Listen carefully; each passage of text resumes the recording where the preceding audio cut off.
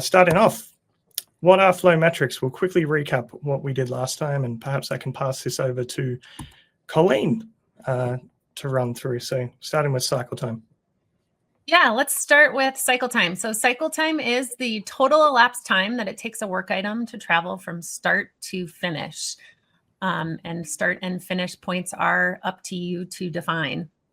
Throughput is the actual number of work items finished per a given period of time. So this could be daily throughput, this could be weekly throughput, this could be throughput per sprint, but it is just a count of how many items were completed.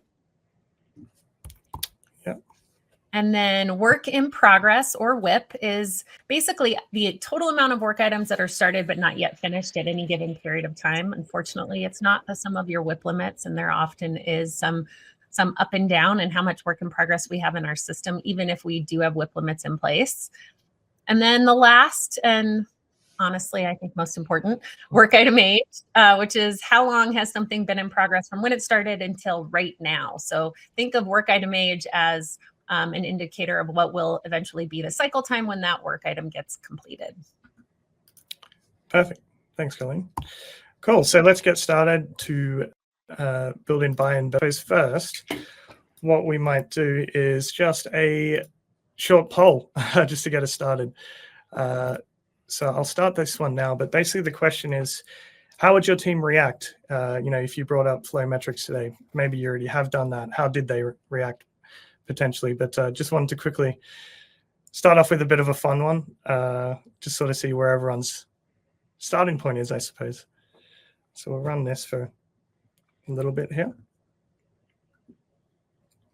and we'll show the results as well. Just also wanted to remind you all, we will be recording this, and this will be available very shortly after, if not immediately after we finish today as well. So yes, I know that question comes through quite often. There's lots of blank stares coming through, which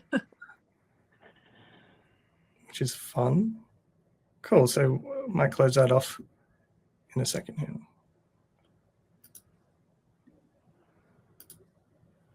Okay, great. So results are in. Rita, Colleen, is any of that surprising for you? No, it's not. And I'm watching questions and the poll results coming in at the same time. I think there's some good overlap here, just in terms of probably blank stares, meaning I don't know what this is for or why I should care. So we'll definitely dig into some of these questions and hopefully convince you and your teammates why they matter. Cool. Okay. First question here. So this one, we might start with Rita. So we have a bit of a longer question here about introducing flow metrics into basically daily work, and also aging work into such a event such as a daily scrum. What are your thoughts on this one here, Rita? Well, exactly. If you, I guess, come in straight into one of the, stand-ups, and it'll be like turning around and saying, from now on, we're going to use, flow metrics. So here you go. Just look at this. This is your data. You will going to get probably blank stares, and everyone, where are you coming from, right? What's happening? So I guess from experience, I could say, all this work should start a bit earlier in the process. If you are, Scrum Master or Delivery Manager or whoever who cares really about how we are delivering, start gathering some data. Start to look at, okay, what is our cycle time? How much are we actually delivering? You can, with 55 degrees actionable agile, you can see that in your Jira really quickly. Aging items. Oh, this ticket has been there for a really long time. What does that actually mean? This is how I started my journey. I started to look at the metrics and stuff, and I thought, oh, what's happening here? We have a lot of variation. Things are changing. And I just brought this into retro, and I tried to reflect on how did we do in the past couple of weeks, a month, or whatever, however long we work for. And team was like, oh, no, that can't be true. That but then we started to dig into those longer running tickets to understand, oh, there was some complexity. There was this, there was that. So it's an interesting one where you can, start in parallel with what you have. You don't have to completely switch straight away. You need to get people interested in actual data and actual things that happen in the past and reflect together on that. Since we started to do that on a more regular basis, people started to be more interested. They started to ask more questions, suggestions. We started to continuously improve, where then I started to slip in idea, okay, well, it's great. We're looking at historical data. That's a sort of lagging measure. How do we get to the leading measures? How do we get this incorporated? How can we catch these things earlier and, look at them and actually like do something about it when it's still time?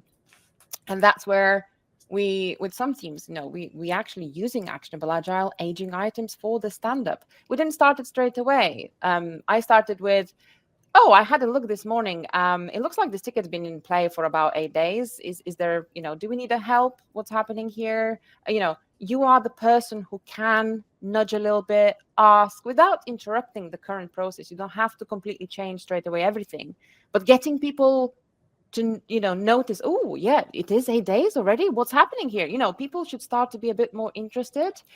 And later you can even make a comparison. If you are running story points and you get the real data and how long that took, in the next retro, just get everybody together and be like, well, we thought this will be very complex. And we, said it's going to be that many points. Look at the data. It took a couple of days. What does that mean? What do you think about that? Is that a good thing? Is that a bad thing? And do you see any surprises? And then listen to people, what they actually have to say, because I think it doesn't flip through the night, but it takes a bit of time for people to actually get interested in it. And then they start to realize, the actual data is very different from what we estimated or thought it's going to happen.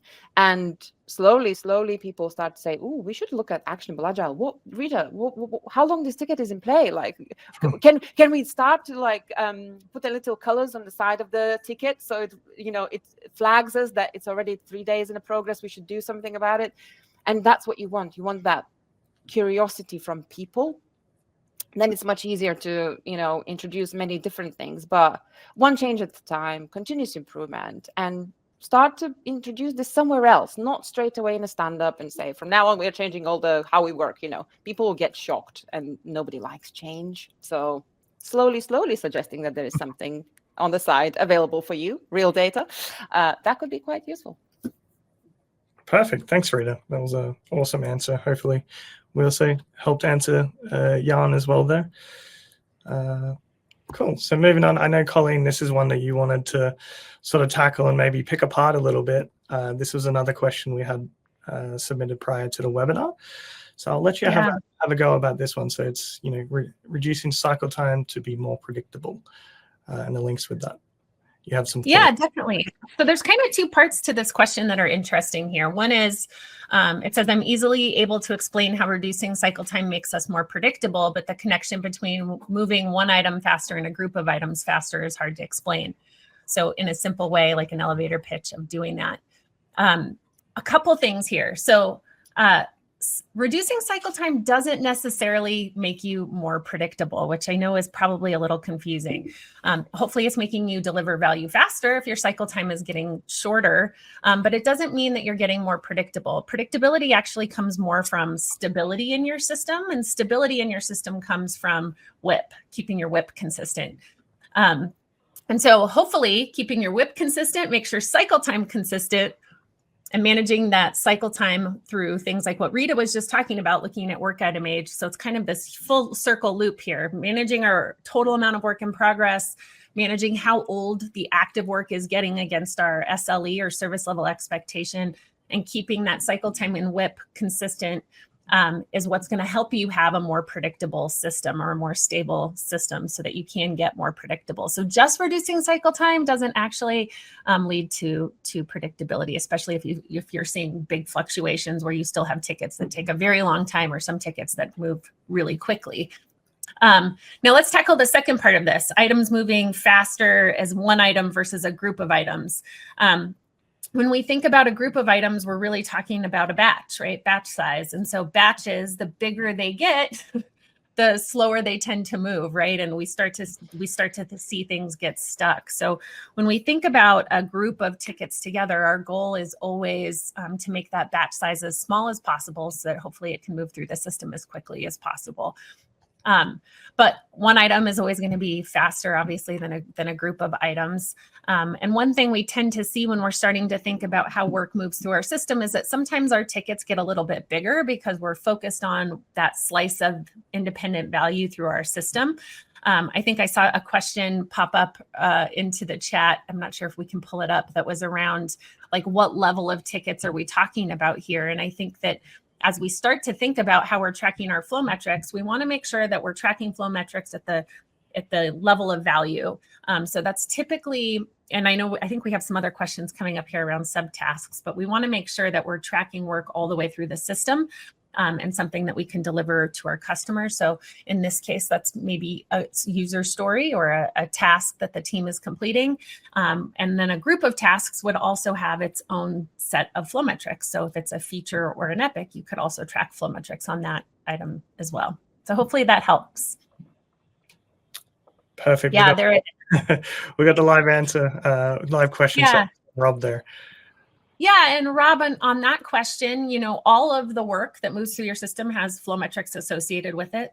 But you want to make sure, typically subtasks aren't moving through your entire system, and they need all of those subtasks together to complete the user story. So I would personally recommend not trying to track flow metrics on subtasks, because it's just one piece of the work that's required to deliver that value. But you can track flow metrics on all of these things, right? Stories, bugs, features, epics. There's the same set of flow metrics for all of those. Awesome. Hope that helped. Thanks, Colleen. Just a reminder, if you have any questions, please send them through. We'll have a pause after objections, and so maybe if you're able to send through in the Q&A or chat some of your objections, we're really excited to tackle some of those live in action. Cool. Moving on to the next one. Rita, this is one I think you mentioned to me you have a bit of experience with. Yeah, exactly. It's always the question, isn't it? Oh, why not subtasks, and why stories, and what about epics, and what else is there? And then you're like, well, Jira gives you a range of things that you could do, right? And it all then incorporates together with like your ways of working and what you are actually trying to do. I guess if there is something on the board, it should somehow deliver value. But like from my experience and how we try to tackle this, we start at the team level, obviously, and team level deliverables are stories, bugs, that sort of level items. What team does, they do split the ticket into subtasks to just purely help them to navigate through all the little things they need to do to achieve that goal, to achieve that value for that story. If you start to go as granular as subtasks, the data actually starts to be a bit funny and inconsistent, and you're like, oh, but this subtask took, basically you're talking about hours rather than days, really. And that doesn't really make a lot of sense anymore. So, for example, what we do, we actually use story maps to break the bigger projects into smaller deliverables. And we have basically a project. We look at like what we need to do there. We understand, we story map, then we establish how many epics we have. And then those epics are broken down into stories. So we start to forecast based on stories, how long it's going to take for us to deliver this epic and then this project. And the more sustainable you get around that team's deliverables, small ones, the better your data will going to get, the more accurate your forecasts will going to be for the bigger items. And that's what we did with the team. We needed to really get sustainable, get real cycle time that we can basically keep up with. So there is no more like loads of signals, one story taking 45 days, another story taking 2 days. Like that will not going to give you a very good data, right? You just never know what's going to happen. So we worked really hard to get our cycle time on story level sustainable.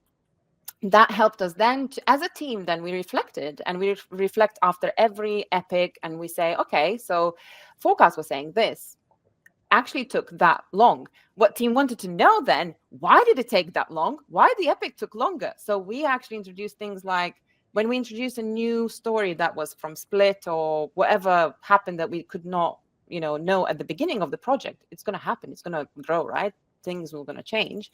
we drew a line and we started to really look at the data. Ooh, did we forget this? Did we add it because we split? Did something else happen? Because people started to be interested. Why are epics actually changing in size and growing? And we are able to do that, by looking at that data and then looking higher up into the epic, and after epics looking into the project. And what we realized is that, we started to slice things down into smaller pieces, no matter at what level they are. If we start to see that, okay, this ticket is going to breach our 85 percentile, it's going to go over our 6 days. Let's see, do we need to split that? Does this need to be done, or can it be done later, and stuff like that? At the same time, we look at bigger projects that looks really big. We don't even bets, we actually bet on something, and then we actually looked at the real data and we compared, and it was like, well, real data is real data. Everything takes longer than before. So I think you need to start at the team level where you are, but not at the smallest things that takes really hours. That's not going to give you good data. The good data is at the value delivered, and sometimes you just need to establish those over the time. Awesome. What you mentioned a bet. What was the winning? What did you win from the bet? Just curious.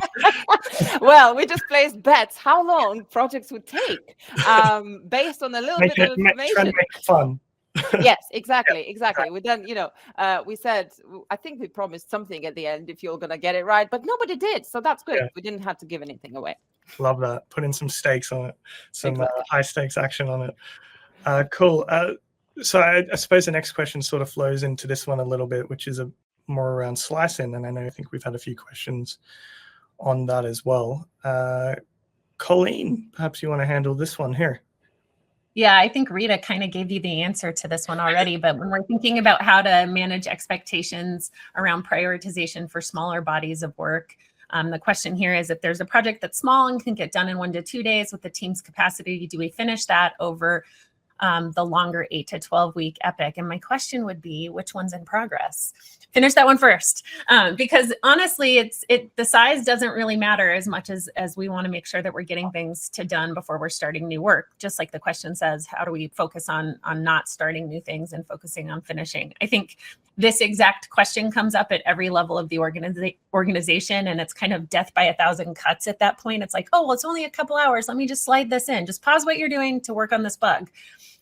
Or just pause what you're doing to answer this email, right? All of those things are introducing more work in progress, even if it's a very small task. And so small tasks, small epics are great. Getting the batch size as small as possible, like we were talking about earlier, makes it easier for you to get something over the finish line so you can switch gears.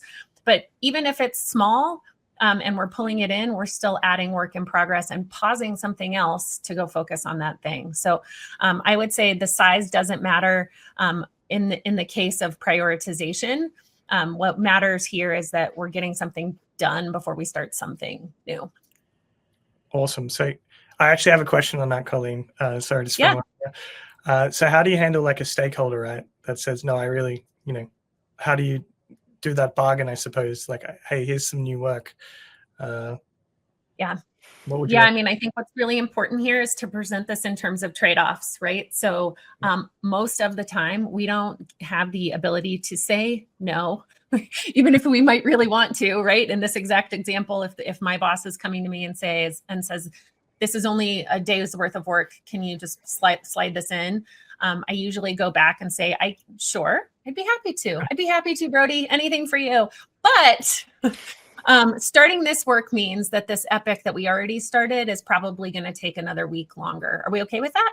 You might say, yeah, this is more important, and that is fine. But at least I'm telling you the trade-offs of pulling that other work item in.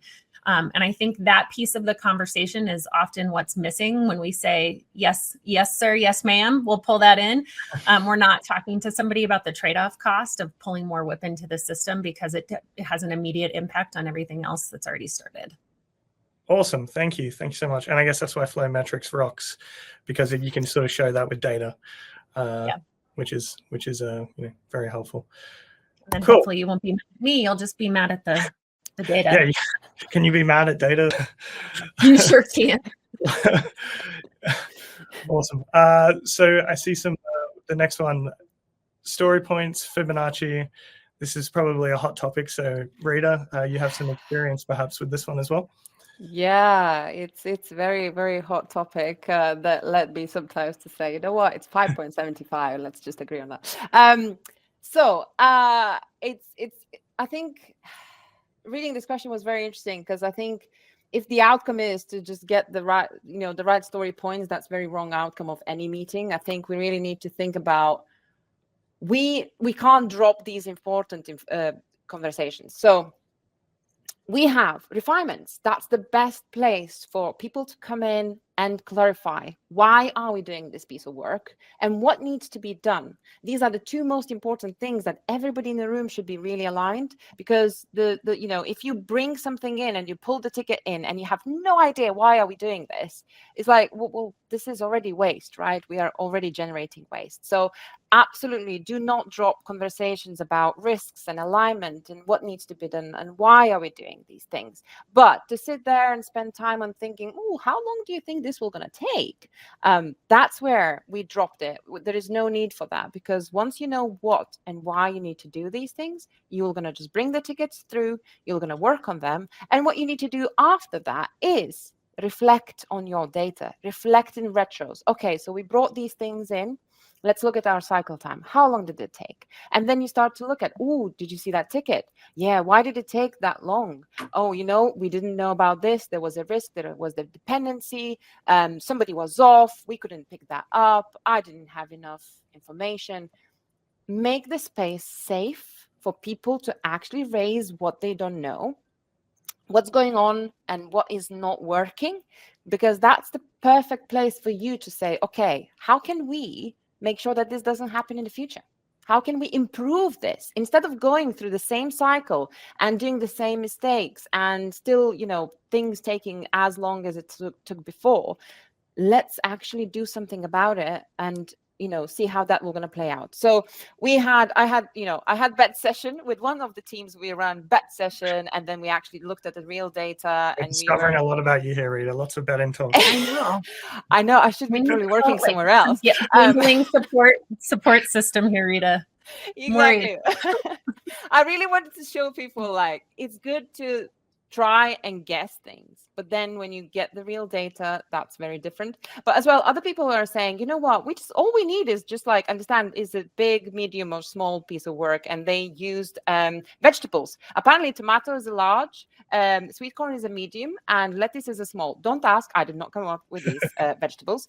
That's another business. But then I provided them with the historical tickets, and they tried to attach those vegetables to different tickets, thinking that, oh yeah, that is a big ticket, that is a medium, that is a small. And then we revealed the data and how long that actually took in days and complexity and stuff. And some people were really surprised, because when they thought it's a tomato, actually it was just a sweet corn, like a medium thing. And that just shows that it's good to have a gut feeling on things, but really you can't run business and promise things on gut feeling. You need to have some sort of a data to be able to make decisions. And I think it's extremely important to do not drop in like refinement sessions, alignment sessions, whatever you call them, to just understand how risky something is and how, what you don't know. Ask the questions, clarify the why and what. But how comes in, and you figure that out, and then you look, reflect, and improve. I love that, Rita. Well, and I think the other piece there is, can we do that as close to starting the work as possible? Because I think one of the things that gets us in kind of a crappy spot is that we spend so much time doing story refinement and estimation so far out from when we're actually going to begin the work that things change. And they should, frankly. Like, everything is changing so quickly in our environment right now and in technology right now, that if you're story pointing something or doing refinement on a backlog item months before you're going to start the work, by the time you go to pull that work, what you thought about that work is probably different. And so I think the goal here being, how can we also have that conversation around the work item right before we pull it in? And I think you can manage a lot of that through your workflow policies too, right? Make a workflow policy that before anything hits the to-do column, that the team has agreed that the story is as small as possible, that you think you can get it done within your SLE, and that everybody's on the same page about the acceptance criteria. It can be pretty lightweight, but I think the goal there being right before the work starts. Exactly. And to add to that, the ad hoc things work really well. And when you get the time back, people are really appreciating that. So, spending hours on something that will later on prove to be wrong, and then switching that to doing a bit of an ad hoc refinement there and there when we see that we need more work in to do, it's a game changer. Fantastic. Thanks. That was a really, really awesome answer. I think we also have a question from Janine that perhaps is a bit relevant here. I see the word story points in there. Considering we're going to start answering some live questions shortly, I thought, hey, let's hop into that now, considering the context. So is there anyone that wants to have a go at this one, SLEs?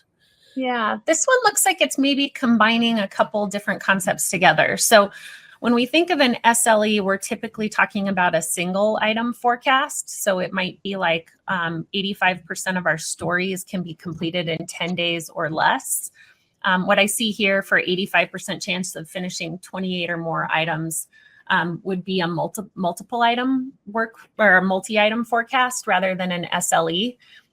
So you might be saying for our sprint, there's an 85% chance that we could get 28 or more stories done in this sprint.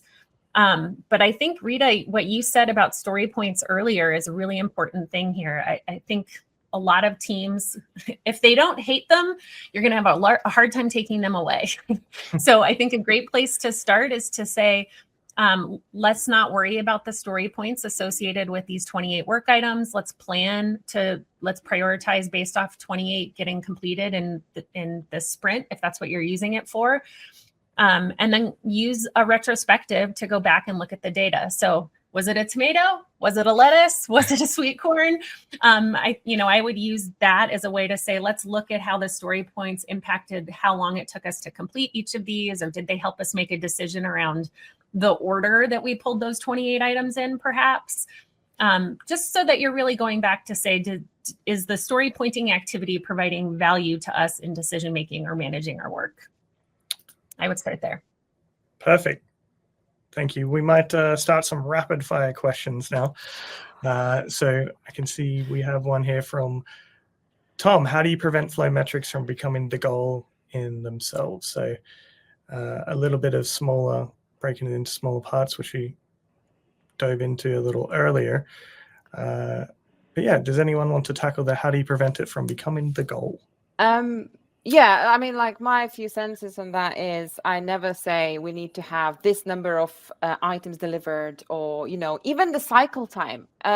Actually, it was damaging when people said, oh, we need to, because I think somebody came up with the concept in Kanban, you need to deliver everything in 3 days. And I was like, I don't know, where is that written up? Because I've never had a book written up with read that it's 3 days, or, it's not Kanban. The most important is not to hang up on the numbers and stuff, but more importantly is, are we delivering? How are we delivering? Can we sustainably deliver at this pace? Whatever the team thinks and reflects, there should be always that continuous improvement mindset. Great, we are at this now. Can we lower even more? Can we do this? Can we actually keep up with this pace at the moment? And the more important is risks. And did we miss something? Are we actually delivering value in the end of the day? Are we delivering value and we are getting feedback so we know that what we are delivering is great? So yeah, I always try to move away from specific numbers. They don't give any they introduce fear, because as soon as you reach that, you've been on this ticket for 5 days, it's like, I'm now scared to tell that I was working on this ticket for 5 days, right? You need to try to achieve psychological safety and just ask, how can we move this ticket forward? Can someone help? Do we have any problems? No? Okay, some tickets will gonna take longer. And as a team, you can discuss that in a stand-up and say, this ticket is very much dependent on these little tasks and it cannot be broken down any further. Great, that one ticket will gonna go over our 85 percentile. It's all about conversation, but try not to attach too much numbers to it, as much as maybe continuous improvement mindset, that we should be driving towards a better and more sustainable way of delivering, rather than we didn't do 10 items this week, what's happening? That's not going to get us very far. Perfect. I really like what you said there about psychological safety, and I suppose we'll get into that a little later also. Okay, let's go for another question. I don't know if Margot's been working the questions there in the background. I see one here from Stuart. Let's tackle this one. How definitive should a worker item be before it's committed to, and when cycle time starts getting measured? If too much is done before commitment and we're not really measuring the actual work being done to determine the detail. Okay, that's a long-winded one. Does anyone? Yeah, no, I get what you're saying there, Stuart. So I think there's a couple things to think about here, and that's why from a cycle time perspective, you could measure both, and I think find out something pretty interesting here. So let's say you have a column of refinement, and then to do or next to pull, and then in progress. We'll just go with those three as kind of a starting point for this conversation. You can measure cycle time from when it hits the refinement column to when it's done. You could measure cycle time from when it hits to do to done, and when it starts in progress to done. I think that's going to tell you something really interesting, because like you said here, there's work happening to get that story into a state, especially if it's the type of thing that's maybe new architecture requirements or new design requirements. There's all this work happening before it hits a developer's hands. And so I would agree with you that is information that you want to have included in your flow metrics. But one other thing here that I think can be helpful, and this kind of goes back to what we were talking about with like refining work too early. If there's work that's happening here, these are all great places to apply some kind of WIP limit too. So, so that you're not so you don't have work aging basically in these places before the work actually gets started or starting the in progress phase here. So thinking about like, I see a lot of organizations where they may have one product manager or one product owner over multiple teams or multiple product lines. So they're spread across, their capacity is spread across multiple different workflows. And so in those cases, it's like, well, if we're doing refinement, we're making sure we have stories ready for the team to pull. What's the total number that we don't want to go over, so that we're not letting work age unnecessarily in that refinement column or in that to-do column. So I guess that's also a long-winded answer to say, measure all of it. I think all of it's helpful. All of it's important. But I think the first step would be making those stages of your workflow visible and WIP limited. And then you can start to look at how long things are sitting there and manage the work accordingly. Perfect. Love that. Thanks, Colleen. So we'll move on, but we'll answer some more questions at the end. So do not fear. But for now, we're going to have ourselves another poll time. So let me bring this up. Where are we here? If I can find it. Okay. So what we're going to ask this time is, what is your biggest challenge with using flow metrics? So we'll give this one a quick 30 seconds here as well, just to let you get some answers through. So we have a early leader and unable to track consistently. Oh wait, good data's coming in hot there. Okay, so just give that a few more seconds.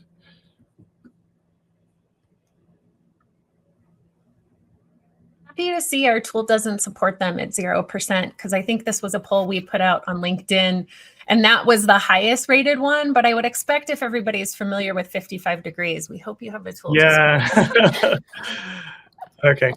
Awesome. Thanks for that, everyone. That was fantastic. So we have a bit of a few different leaders. No, don't have good data, can't track consistently, or it will be used against us, which is not good. But we'll also address that shortly here as well. But yeah, very interesting to see the different poll results from the Pro Kanban poll we're looking at there. It's yeah, I suppose, as Colleen said, we have hopefully some people using Actionable Agile in the chat, so you should have a tool. Oh, great. So let's move on to overcoming objections. This is one that was submitted prior, and I think I saw that come through the Q&A as well. Colleen, perhaps you can help us answer this one. How, do we convince teams to use metrics if no one's even asking, when will it be done? Yeah, I think that's a great question. And I think there's I wish I had a psychologist here to answer this question alongside of what I'm about to say. But I think that Kanban and flow metrics in particular get kind of a bad rap for being only about the data, right? Somebody asked that question earlier of like, it's all, how do we end up getting so focused on making the metrics look good? But what's in it for you as an employee, as a team member, as a person going and showing up to work, right? Of giving up family time, giving up fun time to go put yourself into your work environment. And when we think about it from that perspective, I think there's a couple things, right? When we think about WIP, we're really trying to make sure we're not overburdening our team or burning them out. And so that's something that's really important to me when I'm trying to talk to teams about why are we putting WIP limits in place? It's not because I don't think you can't do more or that I think you're terrible at multitasking. I don't want you working nights and weekends to try to get stuff done because we've asked you to do too much work. I think the same is true when we start to think about things like managing work item age, right? I think there's Esther Derby has a great book on like the kind of the psychology around micro wins, I think is what she calls it, or like getting small things done all the time. I'm a list maker. I love checking off shit on my list, even if I've already done it. I'll write it and then I'll check it off just because it makes me feel better that I got something done. But when you think about that too, right? What we're trying to help the team do is be productive and feel like they're spending their time on the right work and that they're getting those things done. And so if you take them, like the metrics are a tool to help us do that better, but really at the end of the day, that's what we're trying to do. We're trying to make a better, safer work environment where we're getting a lot of things done quickly and not burning out all of our people in the process. And so I think if we focus on that angle first of what's in it for everybody on the team, then the metrics are just a way that we help do that. Fantastic. Hopefully that helped you out there, Kate. It was an awesome question. So, yeah, I can't imagine no one asking when will it be done, but interesting problem. Sounds nice. Yeah, it sounds nice. Cool. So now these are not sort of user submitted questions that we have coming up here, but they're just sort of things that we hear all the time. And I think everyone can, potentially relate to. So we'll run through these. Colleen, I think if you want to take this one as well, it relates to, your throughput, I suppose. Yeah.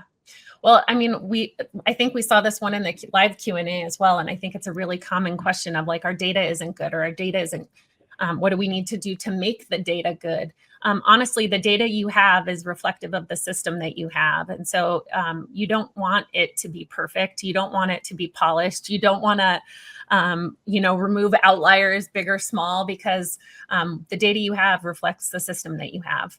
And that is your data. So when we think about the data, especially as we're starting to think about things like forecasting or plugging throughput data into a Monte Carlo, if you have a lot of variability in your data, you want to be able to use that data for forecasting because it's going to reflect how you've worked in the past.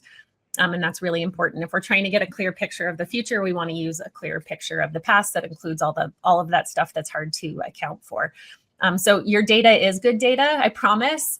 But a big part of what we're trying to do here is make all of that data really clear, visible, and actionable so that we can do something about it. And so as new data is coming in, especially when you think about throughput data, you can use that to continuously forecast again and again and see if things are changing. And so when we start to think about how the environment might change, the team might change, the type of work we're doing might change, I would just recommend that you're continuously using that new data to make new decisions about what you're going to do next or how you're going to forecast next.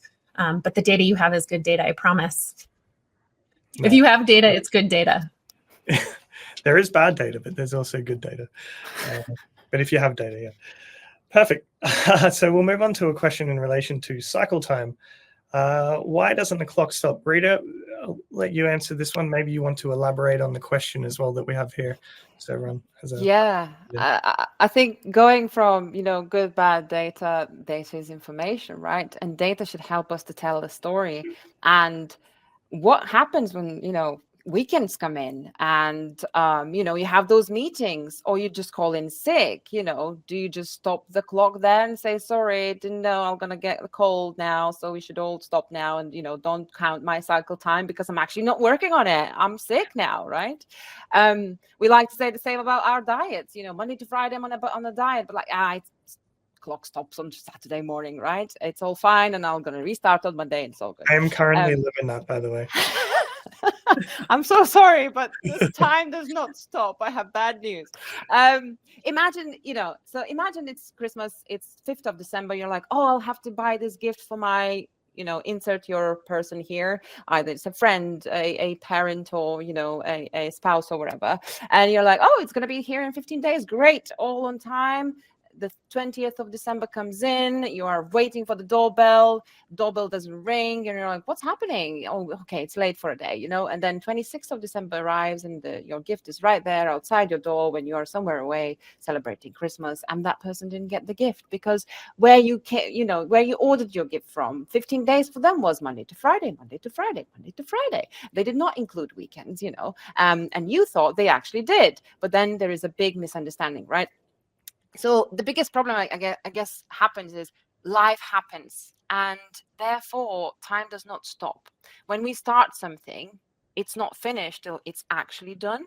And if we start to think that for us, life goes Monday to Friday, stakeholders don't see the same thing usually. And when you have that misunderstanding between the two parties, that's usually where the problem starts. And you're like, but you said this will be done on then, but I did not include the weekends, and it's a lot of unnecessary frustration. And when we are not clear what we mean by from start to finish, you just get a lot of frustration within stakeholders, with your clients, with your end users, and it just causes a lot of problems.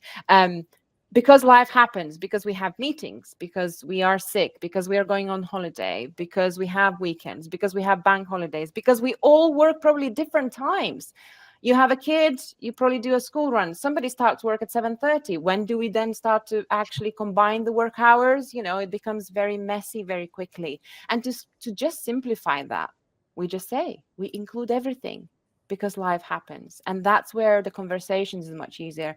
And, the thing going back to life and work balance and like making sure you don't need to work over the weekends it's for that reason, because everything is included. So when we start to forecast, it's much easier because you have the historical data that included someone being ill, someone being on holiday, some meetings happening, in person time, and all that sort of stuff. You don't have to go, because we could always go back to a good old clocking machine where we say you clock in when you start to work and you clock out when you stop working, and then we're going to add up all the little minutes, But that's when we get into real trouble if we would have to go and tell our end users, when is it going to be done? I don't know, in 7 hours, 5 minutes and 20 seconds. These conversations will become very, very painful, and we want to avoid that. That's why the clock doesn't stop. That's so good. And I can hear the passion in your voice because I can see, the frustrations from previous experiences. So I think that's something everyone can relate to, right? So, and Brodie, before we move off of that one, I saw there was a question in the live chat about lead time. I think there were a few in there. Yeah. And I think when we talk about lead time, Craig, I think there's, you can measure lead time. I think the biggest reason why we just refer to all of it as cycle time is because if I ask Brodie what lead time is, he might say when the ticket gets logged in Jira. If I ask Rita what lead time is, she might say from when the ticket gets refined and moves out of the backlog. And some other people might say as soon as the request comes in from a customer and it gets logged into ServiceNow, right? So there's all these different lead time. I still think is a little fuzzy for most organizations, and that's why we just refer to all of it as cycle time. And you can measure cycle time in more than one way. If you call that lead time, I don't have a problem with that. But what I would recommend is that you have clarity and agreement across your organization around where the clock starts and where the clock stops. So what are we calling lead time versus what are we calling cycle time? You can measure both, and you're going to get great information out of all of those things, but the clarity I think really comes from where the clock starts. Fantastic. One relating to work in progress. We have a question here that we've set up. So, but I need to stay busy. Now, Rita, can you explain to me what you mean by this? I need to have something in progress. We need to have lots of stuff. Why did we not start this thing? This thing is really important. You should be working on that. Look, just give me 5 minutes, quick favor. It's just a 1-line code change. Just bring that in while you're waiting for a pipeline or something. These all things happens. I need to stay busy. I need to show that I'm working, that I'm really, hardworking person, and I'm always busy. I'm doing what everybody's asking me to do, and even more, because that's what we're supposed to be these days. We're supposed to be very, very busy. But I thought, in the audience, I would like to ask audience, could you now start to count from 1 to 100? I'm going to keep talking because that's what happens in your life. Someone sends you a Slack message, someone sends you a thing in the Teams or whatever, you keep counting 1, 2, 3 till 100, right? And life happens, everything is okay. And then I come to you and I say, could you start as well at the same time to say a phrase? I'm good at multitasking. Keep counting and saying, I'm good at multitasking. 55, 56, I'm good at multitasking. 58, 59. We cannot possibly do 2 things at the same time. We either say a number or we either say a phrase. We cannot possibly work on 2 things. I always give this example, either the stakeholders who comes to me and says, we need to start this thing, and we need to start that other thing, and we need to start third thing. And then I get, okay, can you do 2 things at the same time? Not really. How many hands do you have? And then developers comes in and says, well, I need to start all these things. And like, you have 2 hands and 1 head. On how many computers can you actually code? Probably on 1, because if you'll start to do on 2, and the danger comes in when you start to give examples as, what about if you are driving and messaging at the same time? This could happen actually quite often. We see that, but that will going to cause a huge potential loss of life, right? We're not talking about loss of life when we are coding, but we're talking about knowledge work, and we are talking about time needed to think about the task that we are doing currently. Because if we're not going to think about what we are doing currently, we're probably going to introduce waste. We're going to start on something that possibly other people started. I had people, starting tickets 5 minutes to 5 p.m. on Friday night, and it needed a conversation. Why do you think you needed to do that? Like, why do you need to be so busy? Why your name is on 3 or 4 tickets at the same time? Well, I need to show that I'm busy. I really wanted to work on that ticket. I didn't want someone else to take that ticket. Or, somebody was actually starting to look at the ticket in to do, but someone else picked that up and brought that into the progress, even though they already had something else. There's so many misunderstandings, miscommunication. We are actually taking away from someone opportunity to knowledge build and share the knowledge and pair on things and move things faster and learn. We are learning as we are doing, because not everybody was born with understanding how everything works and every single coding language and stuff, right? The more we spread the knowledge across the team, the less we are afraid that if someone will going to go on holiday, somebody else can pick that work up. So I think it took a while, and it takes a while, these conversations, for people to land that actually, if I am a bit more free and I'm doing one thing at a time, when something really important comes in, I am available and I can pick that up. And we can actually work on the highest priority things all the time, because we don't have 50 things in place, right? And on the board. And again, WIP limits are not just for columns. WIP limits goes across your whole board. So if you are just 3 people in a team, but each column has 3 tickets in play, that's not going to happen very soon, right? You're not going to deliver something really soon because you're actually stretched. So we really need to think about how much stuff is going on the board, and you as a team are responsible for delivering it. So the less you have, the quicker it moves, the more we get done. Perfect. That was so good. I really enjoyed the 1 to 100 example. I wrote through in the chat. I got 2 Slack messages as you were doing that. So yes, you were bang on the money there. This is probably one of the most common sort of objections that we get, right? And coming back to psychological safety, Rita mentioned it earlier. Will these metrics be used against me? This is such an important question. So we'll pass this one over to Colleen. If you want to wrap us up with our final question that we prepared. Yeah, I mean, I can't promise that they're not going to be, because I can't control other people's behavior. My hope is that that all of these metrics start with your team first, like we were talking about earlier, and become a tool for how you can manage your work. Just like we would talk about things like story points not being standardized across teams, right? Cycle time is not going to be standard across teams. And you may see that there's initiatives to improve things like improving your cycle time, but I would prefer that those are things like maybe a percentage of improvement across the board, rather than things like everybody's cycled. Like Rita said, you're not going to have a standard, you shouldn't have a standard goal of everybody trying to get cycle time to 3 days, because it's going to drive, other bad behavior in the way that you're cutting up and slicing your work. But I think really looking at how can you use all of these metrics for you internally as a team to help make real-time decisions. One of the things I hear time in and time out with teams is that they feel like they don't have any control over things like how much work is in progress, or how long things take, or external blockers. I saw a question on external blockers, right? Or things that are preventing them from feeling like they're able to get good work across the finish line.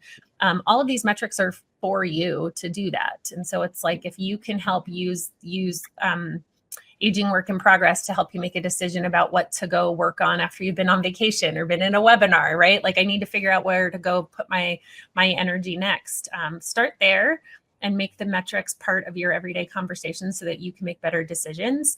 And then that way, they're not a tool for a dashboard, or they're a tool for a leader, right? They're the way that you can manage your work and make a more stable process, a more predictable process in the future, because you're making better decisions with the data in front of you. Fantastic. Yes, Dan sent through that question. So yeah, thanks, Dan. I was happy you saw that one as well, Colleen. Perfect. So we will. We're about 5 minutes to the end here, so we'll wrap things up here and get to some questions if possible.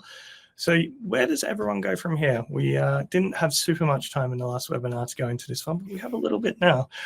So where I want to start is this is something ProCon has recently started doing at the start of the year.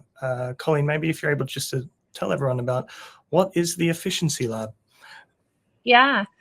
Think of the Efficiency Lab as your internal superpower for your organization. So ProKanban can partner with you and your company to create a team of in-house ProKanban trainers, and then work with you to tailor the ProKanban content to fit your context and your environment and your tooling. And it's really kind of an amazing way for us to make everything that we do at ProKanban from an education perspective more sticky and more specific to what you're doing in your company. So this really helps build that internal capability and makes it so that everything that you are doing really fits your specific context. And we're seeing a lot of great success with organizations who are choosing to kind of break some of this learning up, to break it up, like in some of the examples that Rita shared, right? Of how do we start with maybe looking at one part of something like cycle time, but not taking away story pointing, or how do we start to use Monte Carlo forecasting for sprint planning? So it's really all about a tailored journey through the ProKanban content that's really customized around your company and needs. Yeah, amazing. And I think Margot put the link in the chat. So yeah, if that is interesting, I believe it's you can have a free call with Colleen to discuss if it's suitable for you. Perfect. So, yeah. Awesome. And these hopefully are some familiar resources, maybe not the last one, but the first two. We have the ProKanban Pocket Guide, which is a very brief, maybe Colleen, if you want to. I own it, but maybe you can explain it better than I can. Yeah, I mean, if you've taken a look at the Kanban guide, it is very short by design, and very very specific about only a few core things that need to be true to be doing Kanban.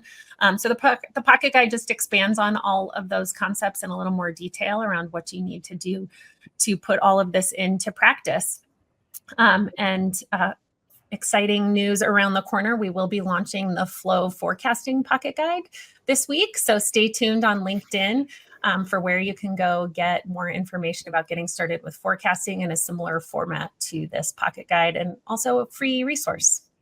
Oh, that sounds awesome. Love that. I had no idea about that. So I'm sure everyone will be looking forward to that. And of course, if you're not familiar with Daniel Vacanti's work, he's sort of the godfather of flow metrics. So if you're looking for a starting point, the actionable agile metrics for predictability, that is a great place. Maybe next webinar, we can try and give some of these things away as well. I couldn't quite get prepared for this one, but next time we can aim for that. And then, of course, yeah, Colleen, if you want to just wrap up the offering. Yeah. If you're interested in learning anything about any of the concepts we've talked about here and how to apply them at different levels of your organizations, check out our courses and certifications at the prokanban.org website. Applying metrics for predictability is a great place to get started with how you can use all of these metrics for forecasting. But if you're really just looking at ways to apply flow metrics for Scrum, we've got you covered there too. Flow metrics for Scrum really takes all of the different things we talked about here and how to apply them in each different Scrum event. So if you're starting from that place, that's a great class. Applying professional Kanban is our team level Kanban class where we go through definitions of workflow and really how to get set up so that you can start to work in a more continuous delivery, continuous flow way of working. Accelerating product value is our sleeper hit here. It's really all about how to apply all of these concepts to how you're delivering product value to your customers. And last but not least, scaling portfolio Kanban is taking all of these practices and looking at how they apply across your entire value stream from end to end in your organization. Sensational. That's awesome. I think Rita's also done one of those, so hopefully she can vouch for that. But we have the link as well for that in the chat. Cool. And then I'm just going to go full shameless plug on this one. So if you're a user of Actionable Agile, as I have here, it would honestly mean the world for us if you have the time and opportunity, if you're able to leave us a review. Just honestly just helps us grow, share this sort of stuff with more people like yourself. Yeah, we'll just really appreciate it. So you don't need to, but if you would, that would be really cool and very kind of you.